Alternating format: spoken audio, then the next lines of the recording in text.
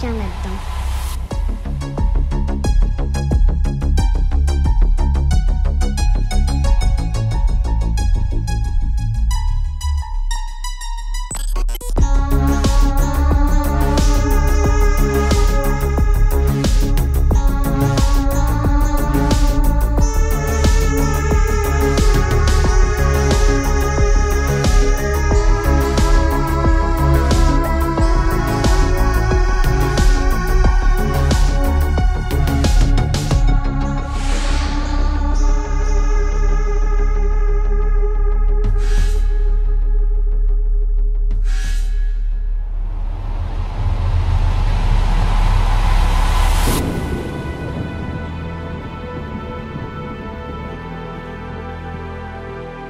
Soyez les bienvenus, on se retrouve aujourd'hui pour une vidéo consacrée à Pandemonium, film français de 2023 réalisé par Quarks.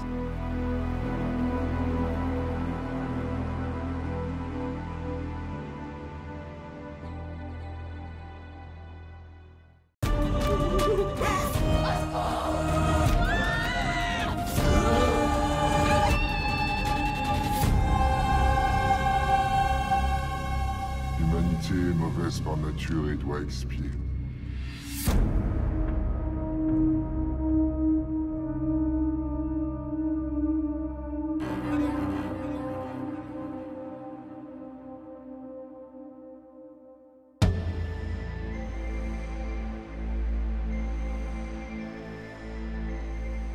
L'heure du jugement a sonné pour Nathan et le verdict est sans appel.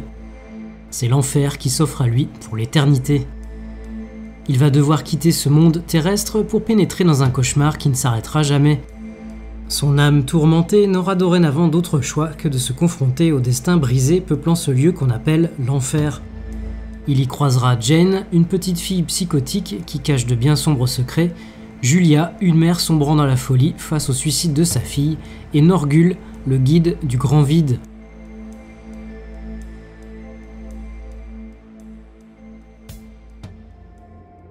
Décrit comme un artiste multimédia, hyperactif et passionné, extériorisant son trop-plein de créativité à travers la photographie, la peinture et le cinéma, Quarks, de son vrai nom Alexandre Claudin, donne à voir la vision d'un monde rempli de personnages perdus en quête de rédemption. Dans le domaine qui nous intéresse tout particulièrement, on lui doit notamment les courts-métrages Nuit Noire en 2013 et Un ciel bleu presque parfait en 2015, récompensé l'année suivante du prix du jury au Festival Fantasia dans la catégorie meilleur court-métrage international.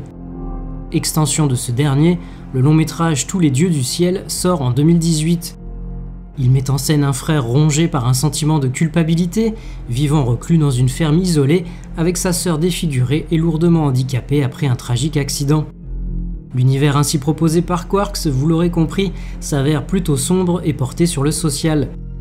Son deuxième long, Pandemonium, semble s'inscrire dans cette veine, même si, comme nous le verrons, de nouveaux éléments font leur apparition. À cinéma difficile, financement difficile, à défaut d'institutions plus audacieuses et de budgets plus conséquents, Quarks, pris entre deux projets de long métrage et désireux de ne pas rester inactif le temps que les choses se débloquent, s'oriente alors vers la conception d'un film hors circuit, financé par des investissements privés. L'idée étant d'avoir une liberté créative totale, sans contrainte artistique et sans contrainte de temps. Avancer plus ou moins seul et avec moins d'argent, mais être libre d'écrire et de tourner des histoires qui sortent un peu des sentiers battus et qui suscitent le débat, explorer des thèmes et mélanger des genres qu'on ne pourrait pas se permettre dans un long métrage plus classique. La conception de Pandemonium se sera ainsi étalée sur 3 années, chacune étant consacrée à l'un des segments du long métrage. Plus jamais possible, en 2020, les princesses font ce qu'elles veulent en 2021 et personne n'ira au paradis en 2022. Car oui, Pandemonium est un film à sketch composé de l'enchevêtrement de 3 histoires, le point de départ étant la rencontre de 2 personnages après un accident de voiture, lesquels doivent non seulement accepter leur mort, mais également répondre de leurs actes passés. Enfer ou paradis, la balance semble ne pas vraiment pencher en leur faveur.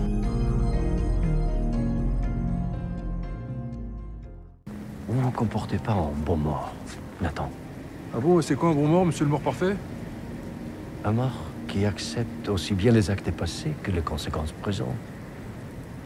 Après tout, vous ne savez pas ce qui se trouve derrière cette porte. Eh ben, vu la gueule qu'elle a, moi ça me donne pas envie de faire preuve de curiosité. Tes petites leçons de morale, tu sais que t'es plus te les foutre, hein. Oh, vous exagérez un peu de me parler comme ça. Vous venez déjà de m'écraser, vous pourriez vous excuser plutôt, non?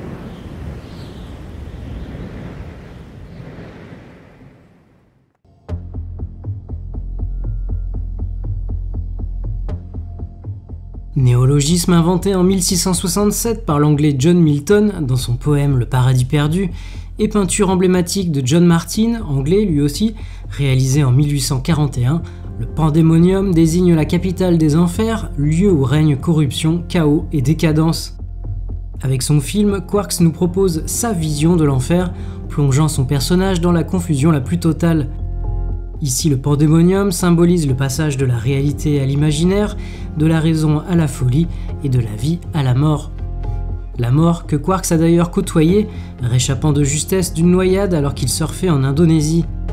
Persuadé un court instant de n'avoir pas survécu, avant de prendre finalement conscience d'avoir été secouru, cette expérience de mort imminente lui aura donné l'idée de départ du film, et si l'on se réveillait pour découvrir que l'on est mort. Lui viendra ensuite l'idée de combiner plusieurs histoires, dans une volonté de briser un peu le cours de la narration habituelle et de donner l'impression que le personnage principal, qui ressent la douleur à travers la souffrance des autres, s'enfonce de plus en plus profondément dans les différents cercles de l'enfer.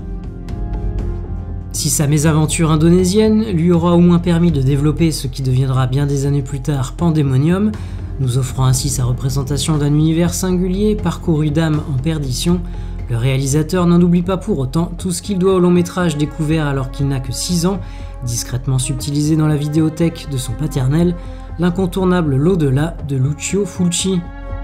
Une œuvre particulièrement traumatisante pour Quarks enfant, mais dont les images de la séquence finale susciteront pourtant sa vocation de cinéaste.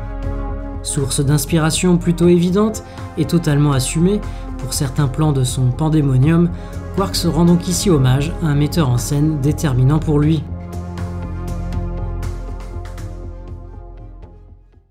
T'es mon nouveau jouet? Non, je crois pas. Si, t'as une tête de jouet. Tu peux être que mon jouet. Non, je suis pas ton jouet, Billy, non. Si. Ok, non, t'énerve pas. Tu veux jouer à quoi? Je veux te taper.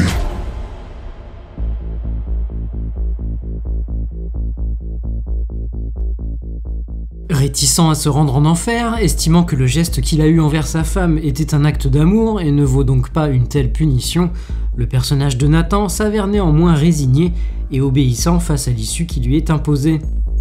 Déjà fort intriguant, ce premier segment sur lequel flotte une forme de politesse et un certain cynisme se veut étonnamment drôle.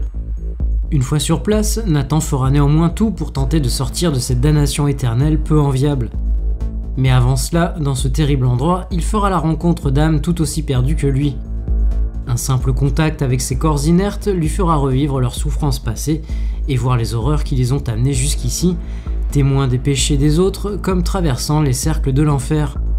Nous délaissons donc notre personnage principal, un procédé qui déstabilisera peut-être certains spectateurs et spectatrices, pour faire notamment la connaissance d'une petite princesse psychotique, interprétée par une incroyable Manon Maindivide, accompagnée d'une sorte de valet difforme prénommé Tony. Un segment tout en fantaisie macabre et tartine à l'hémoglobine. Puis c'est au tour du personnage de Julia de faire son entrée, une avocate trop accaparée par son travail, aveugle face au mal-être de sa fille, victime de harcèlement scolaire, et de son appel à l'aide. Culpabilisant de n'avoir rien remarqué, ou en tout cas d'avoir minimisé les choses, et de n'avoir pas su éviter le pire, Julia, dans le déni total, sombre alors dans la folie. Un segment là aussi très solide, porté par la prestation intense d'Ophélia Kolb, une histoire véritablement désespérée, car venant nous rappeler que l'enfer peut être aussi celui du quotidien. Retour ensuite au personnage de Nathan pour une dernière séquence réussie en tant que telle, pleine d'humour, de violence et d'hémoglobine, mais qui ne convaincra peut-être pas totalement en tant que conclusion du film. L'enfer apparaît, sur le papier, comme un lieu particulièrement intéressant pour y développer une histoire. Même si Pandémonium ne m'a pas totalement convaincu, notamment dans sa tentative de créer un tout cohérent, ou du moins de créer un fil rouge suffisamment solide pour tenir les différents segments, un défaut propre à beaucoup de films à sketch du reste, le film de Quarks parvient néanmoins à jongler avec les genres, passant du drame à l'horreur puis à l'humour, un film à l'humeur changeante comme on peut l'être dans la vie et qui finalement aboutit à plusieurs séquences marquantes.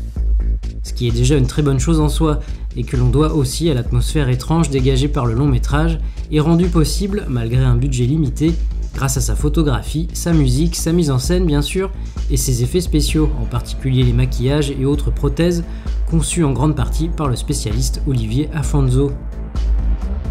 Un film atypique dont la radicalité risque de déconcerter, mais que je ne peux que vous recommander.